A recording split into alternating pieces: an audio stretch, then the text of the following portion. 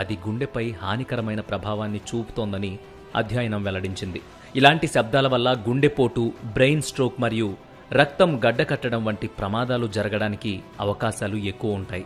అధిక శబ్దాలు విన్నప్పుడు గుండె పై భాగంలోని 2 గదులకు రక్తం సరిగా చేరదు. దీని కారణంగా క్రింది గదుల్లో రక్త ప్రసరణ కూడా దెబ్బతింటుంది. అది గుండెపోటుకు దారితీస్తుంది. 15 నిమిషాల పాటు 50 నుంచి 70 డెసిబుల్స్ కంటే ఎక్కువ శబ్దం వింటే అది ఒక వ్యక్తి యొక్క గుండెను ప్రభావితం చేస్తుంది.